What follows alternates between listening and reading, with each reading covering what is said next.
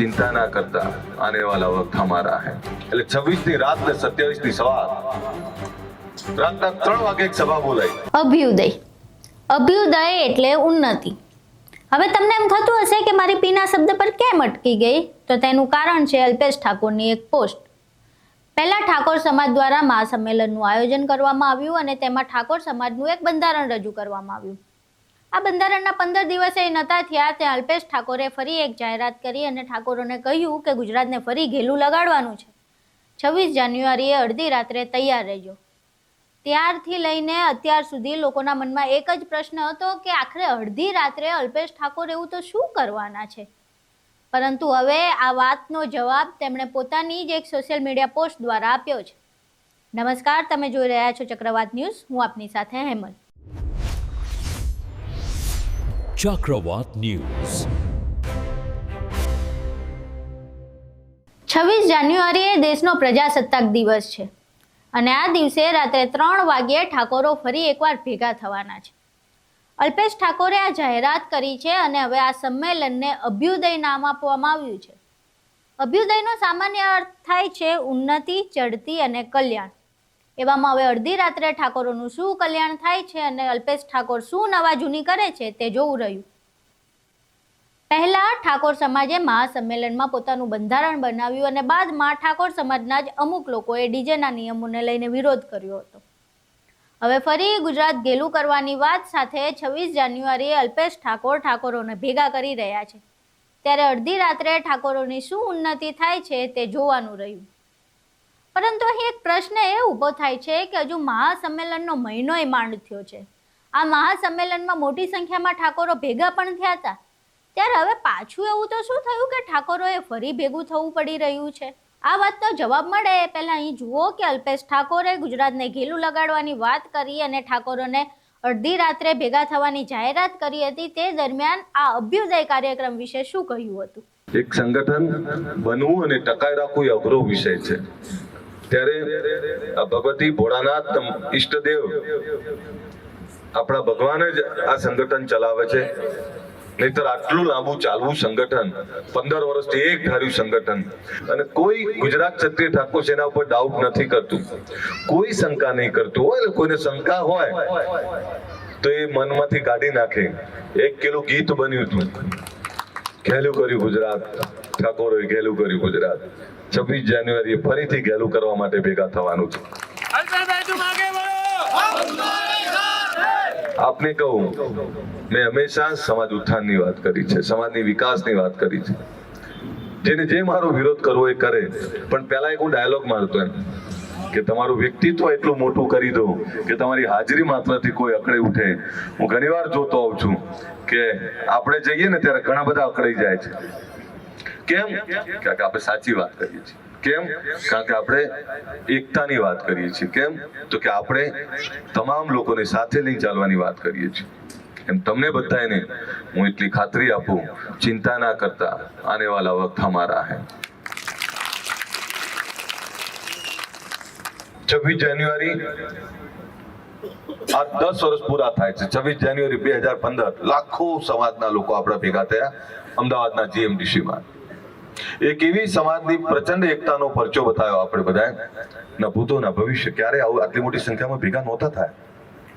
એવું જ બીજી વાર 26 જાન્યુઆરી 2026 રાતના 3 વાગે, એટલે 26 ની રાત ને 27 ની સવાર રાતના 3 વાગે એક સભા બોલાઈ। એટલે બધાએ મને પૂછ્યું કે રાતના 3 વાગે કેમ? મેં તો 2-3 કારણો છે। એક તો રાતના 3 વાગે કોણ ભેગું થાય? જ્યાં વિચારધારા, જ્યાં એકતા હોય। આ સમાજની એકતાને પરખવા માટેનો આ 3 વાગે બોલાયા છે, એકતાની તાકાત બતાવવા માટે કે આ સમાજ કેટલો એક છે। રાતે 3 વાગે ભેગા થાવ પછી તમને કોઈ સવાલ નહીં કરે તમે કેટલા એક છો, પછી તો એવું જ કહેશે કે વાહ ક્યા બાત હે। અને આજે બીજા સમાજ એવું કહે છે કે યાર 3 વાગે છે ને અમારે આવું છે। તમને ઘણા સમાજો કહેતા હશે કે ભાઈ અમારે આવું છે, એવું તો શું છે રાતના 3 વાગે?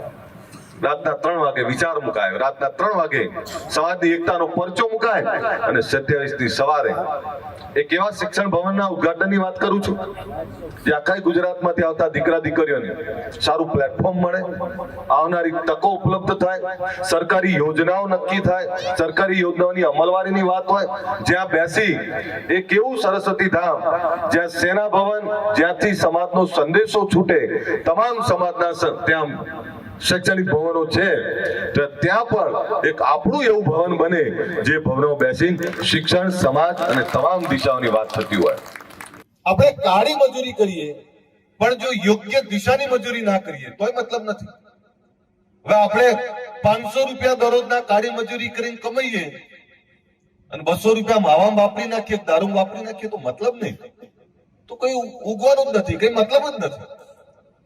એટલે વિનંતી એ કરું છું કે ઘણાના હાથમાં મસાલા જોતો આવું છું, બંધ કરો. મસાલામાં શું મજા આવે? દાંત બગડી જાય અને ગઈડપણમાં દાંત પછી દાંતે સાથ નહીં આપે. મસાલા બંધ કરો. નશો તો ક્યારે ના કરો. જો તમારા કુટુંબ કબીલાને પ્રેમ કરતા તો નશો ક્યારે ના કરો. પણ હું જયારે વાત કરતો હતો તમને બનાસકાંઠાની 27 તાલુકાના હજારો લોકો આવ્યા, હજારો લોકો. એનો આંકડો ગણાયો જ નતો, એટલી મોટી સંખ્યામાં આખો સમાજ આવ્યો. નક્કી કર્યું કે હવે બહુ થયું, કોઈ ખોટા દેખાડા, કોઈ ખોટા ખર્ચા નહીં કરવા. ભાઈ ઈકો ઓછું કરજો, કોઈ એવા ખોટા દેખાડા કે ખોટા ખર્ચા નહીં કરવા. આપણે સમાજને આગળ લઈ જવો તો સમાજને સાચી દિશા આપવી પડે અને એની શરૂઆત આગેવાનોએ કરવી પડે. ત્યાં નક્કી થયું કે હવે આપણે આ બંધારણ તો ઘણા બધા જેને પ્રસંગો આદરી દીધા, જેને કંકોત્રીઓ વેચી મારી, હવે એ તકલીફમાં છે, એમને મુશ્કેલી થઈ છે કે ભાઈ સમાજે બંધારણ બનાવ્યું તો હવે શું કરવું? કારણ કે સમાજ એ હાથીનો પગ છે, સમાજને જોડે બધાએ ચાલવું જ પડે. હું ગમે એટલો મોટો હોઉં પણ મને મારો સમાજ ના બોલાવે તો બીજો સમાજ ના બોલાવે. એટલે કોઈ એવું કહેતું હોય ને કે હું બહુ રૂપાળો છું, બહુ સારો છું, બીજા લોકો એવું કહે છે કે નહીં તમે બહુ સારા છો, તો એ તો આપણો સમાજ આપણી જોડે હોય ને તો બીજા તમને બોલાવશે, બાકી બીજા શું કરવા બોલાવે? તમારો સમાજ તમને નહીં સ્વીકારતો, અમે શું કરવા સ્વીકારીએ? ભાઈ તમારું ઘર તમને નહીં સ્વીકારતું, બાજુવાળો તમને નેતા શું કરવા માને? એમ સમાજને એક રાખો. સમાજને એક રાખીને પેલી સોશિયલ મીડિયા, ફેસબુક, વોટ્સએપમાં ખાલી ગપ્પા મારતા હોય, ખાલી બધી ટીખણો કરતા હોય, એકબીજાની ખામીઓ કાઢતા હોય. અને હું તો એવું જોઉં કે સોશિયલ મીડિયા, ફેસબુક, વોટ્સએપ તો વાપરે, સલ્તનત હિન્દ બનીને વાત કરતા હોય. જોવા જાવ તો ઘરની ચિંતા ના કરતા હોય. એની ચિંતા શું કરવાની? જો જાહેર જીવનમાં બે પ્રકારના લોકો છે, એક તમારા કામને બિરદાવનારા લોકો છે ને એક તમારા કામની ટીકા કરનારા લોકો છે. બંનેને સાંભળવા. જે તમને તમારા કામને બિરદાવે છે એ તમને હિંમત પૂરી પાડે છે, અને જે તમારી ટીકા કરે છે એ તમને ભૂલ કરવા નહીં દેતા. આ બંનેનો આભાર માનવાનો. ઘણી વાર એવું કહેતા કે વિરોધ કરે છે એટલે ભૂલ નહીં કરતા ને, આપણે કરે વિરોધ કરવાનું. આ તમે ભેગા થશો એટલે તમારી ખામીઓ નીકળવાની. પણ હું ફરીથી કહું, આ બધી અમારી ટીમ છે, મથુરજી તમને બધાને કહું, તમે કેટલી સંખ્યામાં છો એમાં ના પડતા. આ હિતેશભાઈ વારંવાર કહું, કેટલી સંખ્યા છે એમાં ના પડશો. તમે કેટલા યુનાઇટેડ, કેટલા ભેગા છો, કેટલા દિલથી એક છો. મારા માટે તમે 10 લોકો પણ જો દિલથી એક હશો ને તો મારા માટે લાખો બરોબર છે. પણ તમારી જોડે માનતા હો, આ દિનેશભાઈ સાહેબ મારી જોડે, હું ગાડી ચલાવું, મારી જોડે ફરે. એમના પપ્પાને ત્યાં શું નાસ્તાનું આપણું પરોઠાનું, પાવ પરોઠાનું ભાવનગરમાં, એ મારી જોડે આવે જગતસિંહ. હું રાત્રે ઇસ્કોન આગળ રાત્રે 12-1 વાગે ઉતારું, એ બસમાં બેસીને ભાવનગર જાય અને આવું તો અનેક વાર આવે મારી જોડે. હવે એ અત્યારે એકલા હોય ને તો એનો હાથ ના છોડું, કારણ કે એને મારી જયારે હું શરૂઆત કરતો ત્યારે એને આ ધીરુભાઈએ પહેલી મીટિંગ કરાવી હતી. એકલા રહી જાય તો વાંધો નહીં, હું છું તમતા, ચિંતા ના કરો. એમ બધાને કહું છું ભરતભાઈ, તો બધા સાક્ષી છો. એટલે ઘણી વાર બધા એવું કે તમે કેમ ચલાવો છો? અરે ભાઈ, જયારે પાયો નાખતો હતો ને ત્યારે પાયાની ઈંટમાં એ મને સાથ આપવા આવ્યા હતા. હવે એમને હું ભૂલું કેવી રીતે? હંમેશા યાદ રાખજો, જેને શરૂઆતમાં તમને મદદ કરી છે એમને ક્યારેય નહીં ભૂલો. એમાંના ઘણા લોકો મને ગાળો દેતા હશે તો દે, વાંધો નહીં, એમને જવાબ નહીં આપવો. પણ હું ફરીથી તમને કહું, કે આ બધાએ ખૂબ મહેનત કરી છે. એમને કહું કે જેમ મેં તમને તૈયાર કર્યા એમ તમારું દિલ પણ મોટું કરો, અહીંથી ઉઠાવો બધાને. આ અમારે વિજય છે ને ગોંડલથી, વિજયને હંમેશા એવું હોય કે સાહેબ મને કેમ બોલે છે, દીકરા જેવું માનું. આ બધા દીકરા જેવા છો ઘણા બધા મારા. જયારે હું આવ્યો, જયારે હું આ ઠાકોર સેનાની શરૂઆત કરી ત્યારે યુવાન હતો, હવે તો મારી ઉંમર થઈ. એટલે ઘણી વાર કોઈ એવું કહેતું કે યુવા પ્રમુખ, હવે યુવા પ્રમુખની જરૂર પડશે. મારો વિષય એટલો છે કે વર્ષોથી તમે કલ્પના કરો, તમે ગામના સરપંચ તરીકે પહેલી બીજી ત્રીજી તમે બદલાઈ જાઓ છો, તમે ગામનું સંગઠન ચલાવવા માટે કેટલું તકલીફ પડે છે, એક તાલુકાનું સંગઠન ટકાઈ રાખવા માટે કેટલી તકલીફ પડે છે. તો હું તો 15 વર્ષથી ગુજરાત ક્ષત્રિય ઠાકોર સેના ચલાવું છું અને એમની નહીં ચાલતી. એ તો હાથે જોડું છું, પગે પડું છું, પણ તમારી જોડે પગે પડું છું. તમને એવું લાગે કે બીજે પગે ના પડું, પણ જયારે સમાજની વાત આવે ને ત્યારે તમારા પગમાં છું. તમારા પગે પડવામાં મને કોઈ વાંધો નહીં. આ સમાજની ચિંતા કરીએ છીએ આપણે. સમાજની ચિંતા કરતા હોય તો એમાં આપણે તો ઘણીવાર શું કરીએ, ઘરમાં આંખો બતાવીએ અને બહાર જઈને ધોકા ખાઈને આવીએ. પરિવારમાં એવું ના હોય. તમે પરિવાર છો મારો, તો મારો સમાજ છો, મારા ભાઈઓ છો. કદાચ તમને મારી કોઈ વાત ના પણ ગમે તો પણ શું થયું, મારે તમને સાચી દિશા આપવી પડે. હું તમને લડાઈની દિશા આપવાનું કહેતો જ નથી. હું તમને બધાને કહું, જો માનો તો જગત તમારું છે, ના માનો તો કોઈ નથી. તમારે લડાઈ ઝઘડામાં કોઈનું ડેવલપમેન્ટ નહીં થતું. કોઈ એવું કે અલ્પેશ ઠાકોર ગુજરાત ક્ષત્રિય ઠાકોર સેના આવ્યા પછી શું થયું, તો અમે વ્યક્તિ ઘડતરનું કામ કર્યું છે. અમે વ્યસન મુક્તિની વાત મૂકી, કારણ કે વ્યસન વગરનો માણસ એ જ પ્રગતિ કરી શકે. બાકી વ્યસન કરનારો માણસ બિચારો બાપડો, એને પરિવારની તો ના જ પડી હોય, પણ પોતાની જાત પોતાના શરીરની પડી ના હોય, એવા લોકોને અમે એમાંથી બહાર કાઢવાનો પ્રયત્ન કર્યો. અમે વ્યસન મુક્તિની વાત કરી, નશામાંથી બહાર નીકળવાની વાત કરી, અમે શિક્ષણની વાત કરી, રોજગારની વાત કરી, સમાજ એકતાની વાત કરી. એક એવા યુવાનો તૈયાર કર્યા કે જે સમાજની ચિંતા કરે, સમાજની સાથે બીજા સમાજોની પણ ચિંતા કરે, એમની સાથે પણ કદમથી કદમ મિલાઈને વાત કરે.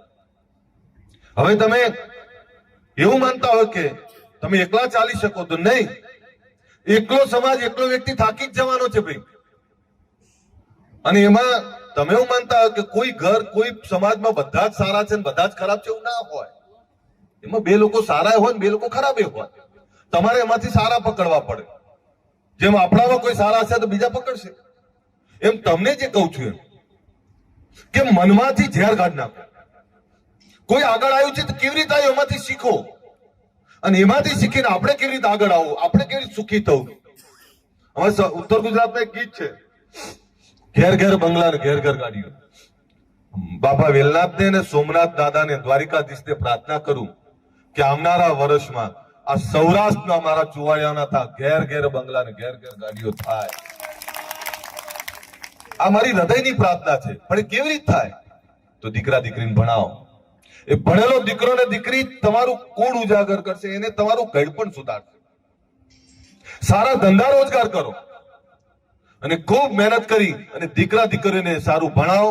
વિદેશ અભ્યાસ મોકલો, વિદેશ કમાવા મોકલો. જેને પ્રદેશ છોડી જેને કામ કર્યું બધા સુખી છે.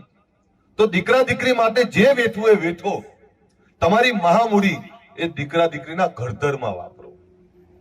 સમાજની એકતાની વાત આવે ત્યારે દેખાડામ ના પડો, પણ જેટલું આપણાથી બને છે એટલી સમાજની એકતા, સમાજની ચિંતા કરી.